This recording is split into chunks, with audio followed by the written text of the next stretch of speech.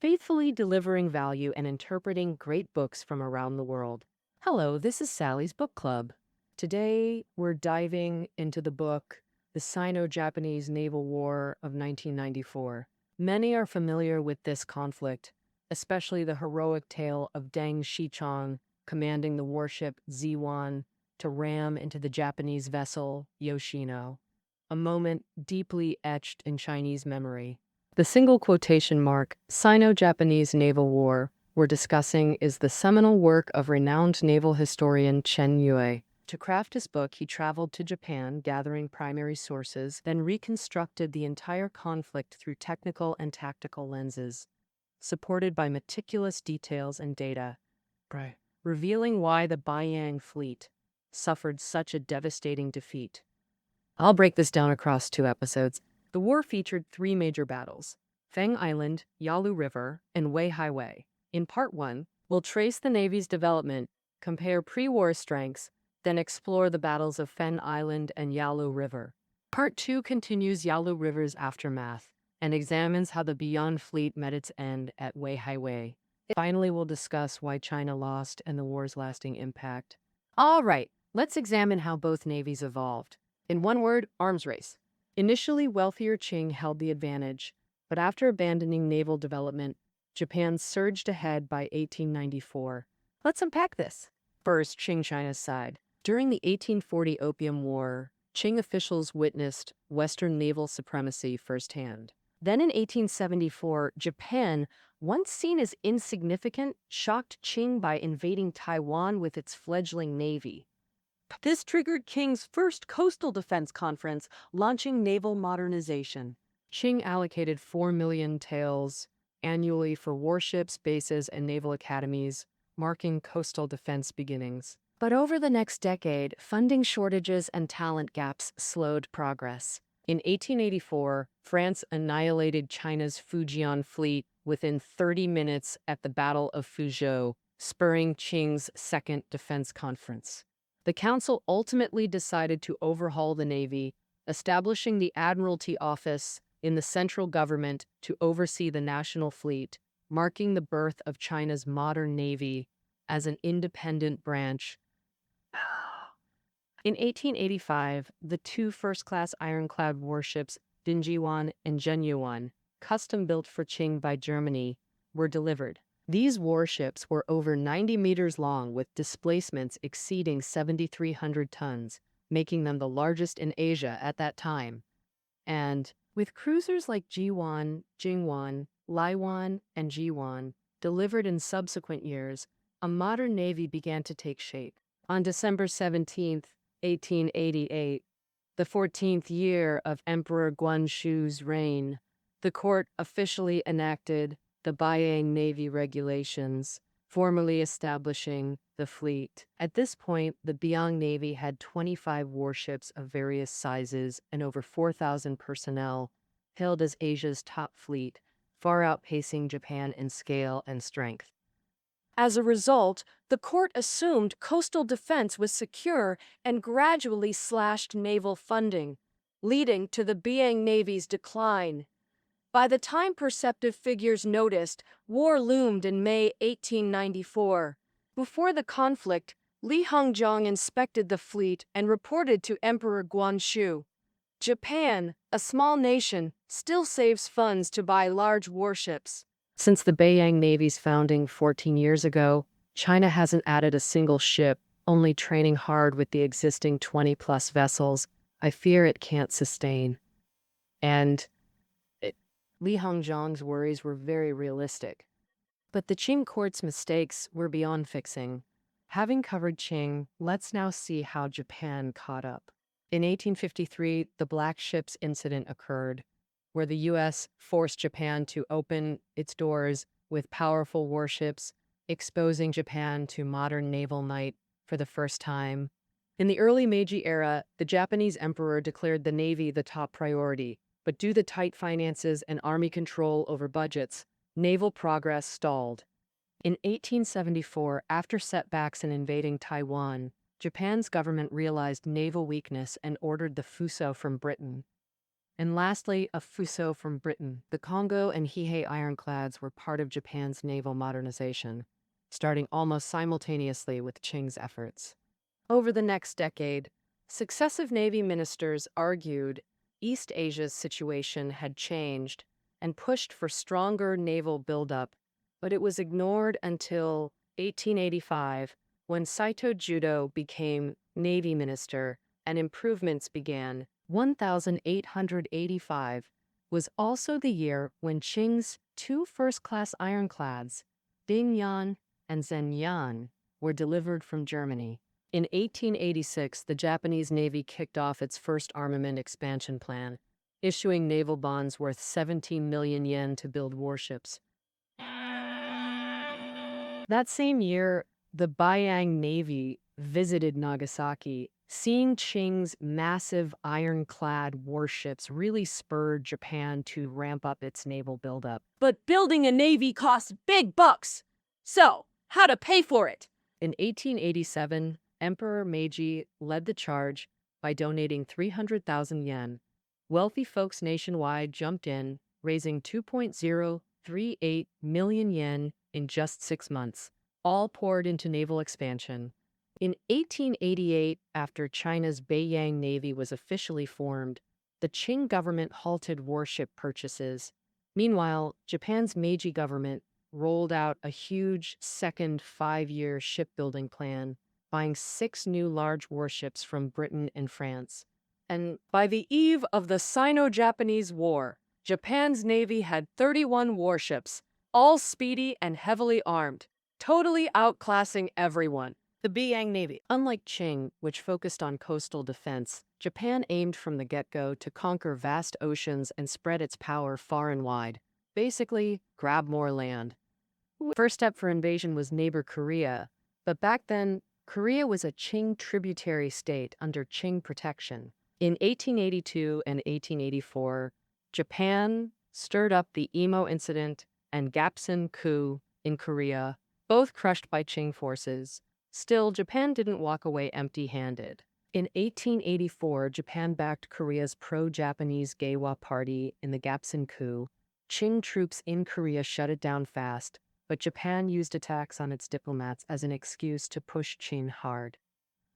This led to the 1885 Sino-Japanese Tianjin Convention, signed by Li Hongzhang and Ito Hirobumi, saying, if Korea had major chaos, China or Japan had to notify each other before sending troops. This clause gave Japan equal rights with China to deploy troops to Korea, planting seeds for the Sino-Japanese War. In 1994, Korea erupted with the Donghak Rebellion. Unable to handle it, Korea asked Qing for help as usual. After Qing sent troops, the rebellion got squashed real quick. But Japan, pointing to the Tianjin Convention, also sent troops to Korea and flat out refused to leave. Li Hongzhang knew full well that the Qing army and Beiyang Navy looked tough on the outside but were weak inside. So when Korea got unstable, he always hoped to sort it out peacefully through diplomacy. As for the Beiyang Navy, it was meant to be like a tiger in the mountains, just a strategic deterrent. But Japan kept reinforcing troops. Korea deliberately stirred up trouble. And after all, diplomatic efforts failed. The Qing court had to send more troops. The war was on the brink, ready to explode. Oh, all right, now we move to part 2, diving deep into the naval battlefield of the Sino-Japanese War to get a close look at this fierce battle that decided the Qing court's fate. As mentioned earlier, in 1894, China and Japan were in a stalemate in Korea, forcing the Qing court to reinforce. So, how could Qing troops quickly reach the Korean capital, Hansong? The quickest route was by sea from Weihai in Shandong, straight to the port town of Assam near Hansong. Back then, Qing reinforcements sent to Korea were mostly camped out there. On July 25, 1894, the Beiyang fleets Jiwan and Guangyi were heading back from escort duty when they unexpectedly ran into Japan's first flying squadron, 3 warships, Yoshino, Naniwa, and Akitsushima, near Finn Island. Japan attacked without declaring war. officially starting the Sino-Japanese War, with 3 main naval battles. Next, I'll go through each one. First up is the Battle of Fang Island, the first naval clash between China and Japan, followed by the Battle of the Yalu River near Dandong Port in Liaoning. And this wasn't just a major sea fight where the main fleets collided head-on, but also the world's first large-scale modern naval battle. And finally, the famous Battle of Weihai, where the Beiyang fleet was completely wiped out. Okay, let's start by talking about the Battle of Fang Island. Well, this was the war's opening fight, with Japan well prepared and striking without warning. China scrambled to respond, suffering heavy losses. What really humiliated the nation wasn't just losing, but how the flagship Jiwan turned tail and fled. In the Battle of Fang Island, China mainly used the Jiwan and Guangyi ships. Jiwan was a decade-old vessel. Guangyi was a homegrown warship with just 1,000 tons displacement, while their opponents were Japan's top 3 elite warships, Yoshino, Naniwa, and Akitsuma. At first, Chinese sailors fought back bravely with high spirits, but over time the drawbacks of outdated warships became clear, and Chinese casualties mounted. Especially Fang Bojian, captain of the Jiwan. After seeing his first officer Shen Shuchang and comrades killed, he got terrified, hid in the armored steering room, and just wanted to escape. He said, "I will." The small Guanyi didn't flee with Jiwan. Instead, led by Captain Lin Guoqiang, it swung around and charged full speed at Japan's flagship Yoshino, hoping to close in for a torpedo attack. But Guangyi was too slow and undergunned. Under Japanese assault, it took heavy damage and had to retreat toward the nearby coast. While Guangyi battled fiercely, Fang Bojian didn't coordinate with it. Instead, he seized the chance to speed away. Some sailors on Jiwan refused defeat. During their escape, they fought back fiercely with the stern gun, hitting Yoshino 3 times. Sadly, none of these blows caused critical damage. To save himself, Fang even ordered white and Japanese naval flags raised on the mast, right during the intense chase. Just then, Chinese transport ship Kaohsiung and supply vessel Sao Qiang blundered into the battle. The 3 Japanese ships split up. Naniwa and Akitsushima targeted Kaohsiung and Sao Qiang, while fastest Yoshino kept chasing Jiwan. Naniwa stopped Kaohsiung and demanded its troops surrender. They chose death over surrender. Finally, Captain Togo Heihachiro ordered Kaohsiung sunk. Only a few swam to survive on a barren island. Meanwhile, Akitsumima captured Sao Qiang, which carried 200,000 silver taels bound for Korea. Yoshino broke off chasing Jiwan, fearing distant waters and unknown currents. The Japanese fleet regrouped and escorted captured Sao Qiang back to base. Miraculously escaping, Jiwan returned to Weihai base at dawn the next day. Unexpectedly, the fleeing Fang Bojian was treated like a hero. He swaggered off the warship, head held high. In his report, Fang Island was called a great victory. The Qing court even awarded him honors. Meanwhile, Guanyi ran aground near Shibajai Island on Korea's west coast. Captain Lin Guoqiang ordered it burned to deny the enemy. Then survivors trekked to Asan and eventually home. The Battle of Fang Island ended in Qing's defeat. Almost simultaneously, Japan's army attacked Qing forces at Asan. At a strategic point, Qing troops collapsed instantly. Remnants fled toward Pyongyang, but Commander Ye Zichao falsely reported it as a heroic victory against overwhelming odds. These false reports made the Qing court believe they'd won both naval and land battles. Blind confidence spread, and hawkish voices grew louder. On August 1st, 1994, China and Japan formally declared war. Over the next month, Japanese forces gradually took control of southern Korea, while Qing troops gathered over 15,000 soldiers in Pyongyang, blocking Japan's northward advance. To fully occupy Korea, Japanese units began converging on Pyongyang. On September 7th, Defense Commander Ye Zhijiao urgently wired Li Hongjiang, pleading for more reinforcements to Korea. Li Hongjiang scrambled to assemble 4,000 troops. They'd sail from Dalian Bay to Dadong-gu on the China-Korea border, then march overland to Pyongyang with the Beiyang fleet escorting them. But just before these reinforcements sailed, Japan attacked Pyongyang from 4 directions. The 15,000 Qing defenders held out less than a day before fleeing north. With primitive communications, Lee's reinforcements had no idea Pyongyang, their destination, had already fallen. At 1 a.m. on September 16th, the Beiyang fleet set sail with 5 troop transports bound for Dadong-gu, arriving smoothly after hours at sea. The fleet posted Pingwon and Guangbing warships on guard duty at Dadong-gang's entrance. Meanwhile, the main fleet anchored southwest of Dadong-gu's mouth, guarding deep water channels against Japanese ambush. At the same time, Japan's combined fleet was resupplying when they received intel. Qing troop ships were landing near Donggu. They planned to intercept both transports and escorts.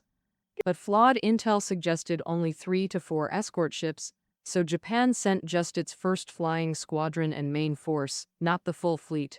On September 17th, Chinese and Japanese fleets met near today's Dandong Court in Liaoning. A decisive battle was about to unfold. In this epic naval clash, both sides fielded 12 warships each. After 5 brutal hours, China lost 4 ships sunk and 4 crippled, while Japan had 4 badly damaged but none sunk. On paper, the Beiyang fleet seemed crushed, yet the battle swung wildly. China repeatedly had chances to sink Japanese ships, but each time luck let them escape. Truly heartbreaking. Now let's examine the battle in detail. At the start of the decisive battle, the Beiyang fleet was brimming with high morale, eager for a bloody fight to avenge comrades lost in the Battle of Feng Island, while the combined fleet was filled with fear and unease.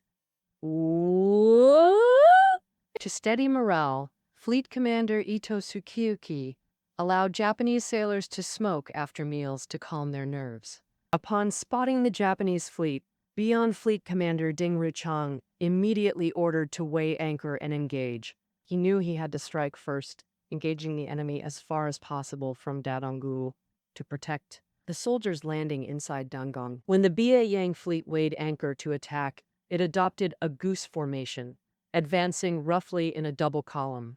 As the distance to the Japanese fleet closed, Ding Ruchang ordered a shift to a herringbone formation for engagement, forming a wedge with the center advanced and wings lagging. The Beiyang fleet chose this because their firepower was concentrated at the bow, maximizing damage when facing the enemy. It aimed to disrupt the enemy's formation and turn the battle chaotic, favoring the slower Beiyang fleet. Moreover, it was widely believed that facing the enemy head-on reduced the chance of being hit.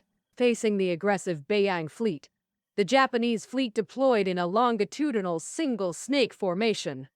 Japanese ships had firepower concentrated on the broadsides, so fighting in a column allowed them to fully utilize their broadside guns.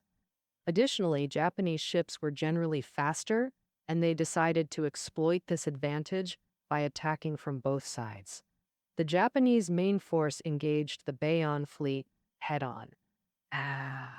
Meanwhile, the first flying squadron's 4 ships sped up, charging directly at the 2 old ships on the Beiyang fleet's right flank, Chaiyang and Yangwei. Facing the fierce Japanese assault, both ships fought back bravely, but due to the disparity in strength, the battle officially commenced. Half an hour later, Chaoyang began sinking in flames, marking the first ship loss for the Beiyang fleet. Chaoyang's captain, Huang Jinshun, refused rescue and went down with the ship at age 43. Yang Wei also withdrew severely damaged. In the early battle, China fought desperately, while Japan fought on 2 fronts, ultimately gaining the upper hand. Of course, battlefield situations change rapidly, and the Japanese side wasn't without flaws.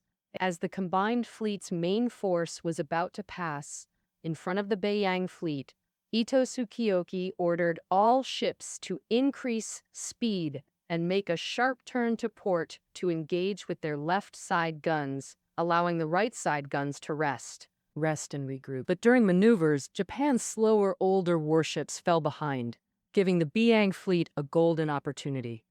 The lagging Heiyi came under fierce attack from Dingyuan and Jingyuan. Trapped, it took a desperate gamble, charging straight between them. At close range, China couldn't risk big guns on allies, using only small-caliber cannons. Heiyi narrowly escaped. Though badly damaged and forced to retreat, it wasn't sunk. Of Japan's 4 stragglers, faster Saiyomaru and Fuso caught up with the main fleet, while Hiei fled. Only small Akagi remained under Qing assault, seemingly doomed. But luck favored Japan. Fleeing Akagi's stern gun hit Laiwan's deck. The fire forced pursuing Qing ships to slow down for rescue. While Laiyuan was aided, Akagi slipped away. Then, reinforcements arrived. Pingwan and Guanbing, with 4 torpedo boats, finally reached the battle after guarding troop transports. They charged straight at Japan's flagship, Natsushima. Tingyuan's main gun scored a direct hit on Matsumama's side, piercing hull, medical bay, and torpedo room before shattering the hydraulic cylinder rotating its main gun. Tragically, it was a solid shot. Had it been an explosive shell near the ammunition magazine below the main gun, it might have crippled Japan's fleet and changed the war. After fierce combat, Pingwan and Guanbing retreated under heavy fire, only to encounter Saikyomaru, already battered by Dingyuan and Genyuan. Naturally, another brutal fight ensued. Meanwhile, their torpedo boat squadron arrived just as Chaoyang was sinking in flames. 3 torpedo boats halted immediately for rescue operations. While saving drowning comrades, only the most powerful Fulong torpedo boat charged alone into battle. Its target, the severely damaged Saikyomaru, still under attack. Fulong was a torpedo boat whose primary weapon was torpedoes, but their effective range was only 400 meters at the time. So Fulong braved heavy gunfire, closing to within 400 meters of Saikyomaru before firing a torpedo at its broadside. Facing such close-range torpedo attack, conventional evasion was impossible. At the critical moment, Saikyomaru actually turned to charge head-on at the torpedo, trying to alter its course with the bow wave. The gamble paid off. The torpedo was deflected by the bow wave, skimming just 1 meter from its starboard side as the ship's closed distance. At the brink of collision, Fulong executed a sharp starboard turn. When distance opened to 50 meters, it launched another torpedo. And at such proximity, Saikyomaru had no escape. Japanese sailors screamed, "We're doomed!" aboard the ship. But 3 minutes passed. Nothing happened. Out of torpedoes, Fulong could only withdraw in disappointment. What happened? Post-battle analysis suggested Fulong's hull tilt caused the torpedo to enter at too steep an angle, passing under Saikyomaru. With Hiei and Akagi's earlier escapes, this marked the 3rd Japanese warship to narrowly survive. While China besieged isolated Japanese ships, Japan's combined fleet completed its pincer deployment around the Beiyang fleet. Soon disaster struck Chinese flagship Dingyuan. A large shell from Japan's Fuso hit its infirmary below the hull, igniting a fire that engulfed the ship in flames and smoke. All guns fell silent as multiple Japanese warships closed in for the kill. At the critical moment, Deng Shichang commanded Ziwan to shield Dingyuan by sailing ahead and taking the shells. Seizing this respite, Dingyuan's crew extinguished the fire, saving the ship. But Ziwan paid dearly, holed in multiple places, listing and sinking. Deng then made a stunning decision. The enemy relies on Yoshino. Sink her, and victory is ours. Believing sinking Yoshino would turn the tide, he ordered Ziwan to charge at full speed. Tragically, just before impact, an explosion tore through Ziwan's midsection, sending it rapidly to the depths. As for the cause of the explosion, there's still no definite conclusion. So one view says it was because a large caliber shell from a Japanese ship hit Ziwan's torpedo room, causing an explosion. Another view holds that it was because Ziwan's boiler was unfortunately pierced by a Japanese large caliber shell, triggering an explosion. After Ziwan sank, National hero Deng Xiaoshan refused rescue and sank into the sea with his beloved ship. That day happened to be his 45th birthday. Afterward, Emperor Guangxu personally wrote an elegiac couplet for him. On this day, the world weeps freely. Your presence alone strengthens the Navy's might. That concludes the first part of Chen Yue's Sino-Japanese Naval War for you. Listening notes are below the audio. Next episode, I'll continue with the aftermath of the Battle of the Yalu River. How the Beiyang Navy perished in the Battle of Weihai Wei and the reasons and impacts of the Sino-Japanese War defeat. All right, see you next time.